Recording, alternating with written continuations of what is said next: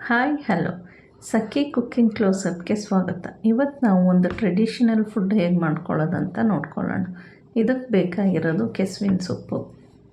ಇದನ್ನು ನಾರು ತೆಗೆದು ದಂಟಲ್ಲಿ ನಾರು ತೆಗೆದು ನೀಟಾಗಿ ಕ್ಲೀನ್ ಮಾಡ್ಕೋಬೇಕು. ಇದು ಹೀಗೆ ಎಳೆದ್ರೆ ಬರುತ್ತೆ.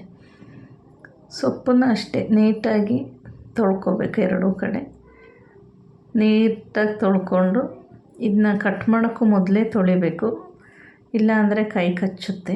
ಸೊ ಎಲ್ಲ ನೀಟಾಗಿ ತೊಳ್ಕೊಂಡಾದಮೇಲೆ ಈ ಸೊಪ್ಪನ್ನ ಒಂದೊಂದನ್ನು ಸೇರಿಸ್ಕೊಂಡು ಹೀಗೆ ಸುತ್ತಿ ಕಟ್ ಮಾಡಬೇಕು. ತೆಳುವಾಗಿ ಕಟ್ ಮಾಡಿಕೊಂಡ್ರೆ ಆಯಿತು. ಈಗ ದಂಟನ್ನು ಅಷ್ಟೇ ಚಿಕ್ಕ ಚಿಕ್ಕದಾಗಿ ಕಟ್ ಮಾಡ್ಕೋಬೇಕು. ಇದೆಲ್ಲ ಕಟ್ ಆಗಿದೆ. ಈಗ ಒಂದು ಕುಕ್ಕರ್ ತಗೊಂಡು ಈ ಸೊಪ್ಪನ್ನೆಲ್ಲ ಕುಕ್ಕರಿಗೆ ಸೇರಿಸ್ಕೊಳ್ಳೋಣ.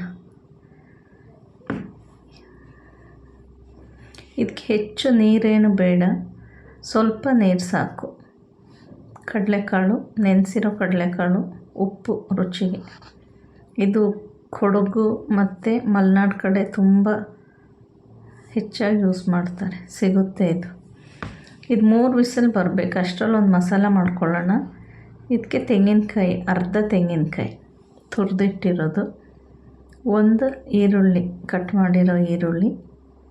ಇದಕ್ಕೆಲ್ಲ ಹಸಿ ಮಸಾಲನೇ ಮಾಡಿಕೊಂಡ್ರೆ ಆಯಿತು. ಒಂದು 5 ಬೆಳ್ಳುಳ್ಳಿ, ಒಂದು ಟೊಮೆಟೊ, 1 ಟೀ ಸ್ಪೂನ್ ಜೀರಿಗೆ, ಒಂದು 1/4 ಟೀ ಸ್ಪೂನ್ ಅರಿಶಿಣ,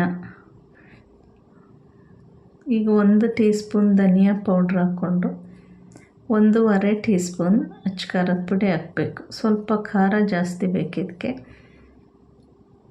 ನೀರು ಸೇರಿಸಿ ಈಗ ಇದನ್ನ ನುಣ್ಣಗೆ ರುಬ್ಕೋಬೇಕು. ಇದು ರುಬ್ಬಿ ಆಗಿದೆ. ಒಂದು ನಿಂಬೆಹಣ್ಣು ಗಾತ್ರದ ಹುಣಸೆ ಹಣ್ಣು ತೊಗೊಂಡು ನೀರಲ್ಲಿಟ್ಟು ರಸ ತೆಗೆದು ಇಟ್ಕೋಬೇಕು.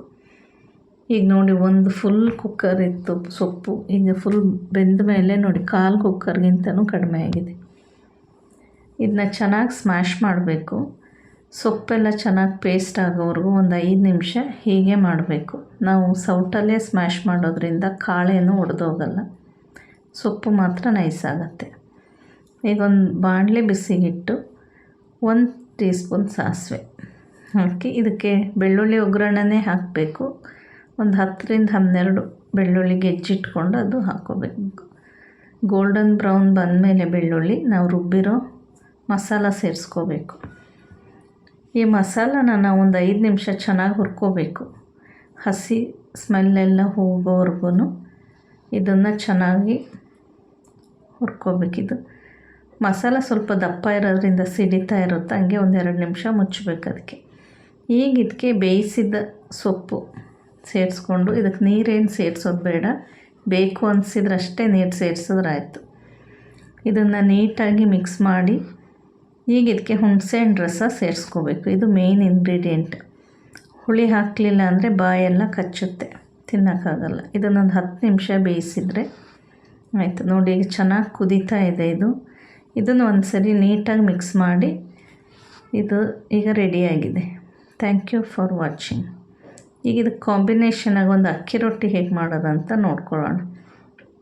ಇದಕ್ಕೆ ಒಂದು ಬೌಲಲ್ಲಿ ಅನ್ನ, ಸ್ವಲ್ಪ ನೀರು ಸೇರಿಸಿ ರುಬ್ಬಕ್ಕೆ ಎಷ್ಟು ಬೇಕೋ ಅಷ್ಟು ನೀರು ಹಾಕಿ ಇದನ್ನ ರುಬ್ಕೋಬೇಕು ನೈಸಾಗಿ. ಈಗ ಅದೇ ಬೌಲಲ್ಲಿ 2 ಬೌಲ್ ಅಕ್ಕಿ ಹಿಟ್ಟು, ಸ್ವಲ್ಪ ಉಪ್ಪು ಹಾಕ್ಕೊಂಡು ಸ್ವಲ್ಪನೇ ನೀರು ಹಾಕಿ ಇದನ್ನ ಚೆನ್ನಾಗಿ ರೊಟ್ಟಿ ಹಿಟ್ಟು ಕಲಿಸ್ಕೋಬೇಕು. ಈ ಚಪಾತಿ ಹಿಟ್ಟಿಗಿಂತನೂ ಸ್ವಲ್ಪ ಗಟ್ಟಿ ಇರಬೇಕು, ಸಾಫ್ಟಾಗಿ. ತುಂಬ ನೀರು ಹಾಕ್ಕೊಂಡ್ರೆ ರೊಟ್ಟಿ ತಟ್ಟೋಕ್ಕಾಗಲ್ಲ, ಹಂಗೆ ಸ್ವಲ್ಪ ಗಟ್ಟಿನೇ ಇರಬೇಕು. ನೋಡಿ, ಇಷ್ಟಿದ್ರೆ ಸಾಕು. ತುಂಬ ನೀರು ಹಾಕ್ಬಿಟ್ರೆ ರೊಟ್ಟಿ ಅರ್ಧದಲ್ಲೇ ಪೀಸ್ ಆಗುತ್ತೆ. ಈಗ ಇದರಿಂದ ಒಂದು ದೊಡ್ಡ ಉಂಡೆ ತಗೊಂಡಿದ್ದನ್ನ ತಟ್ಟಬೇಕು.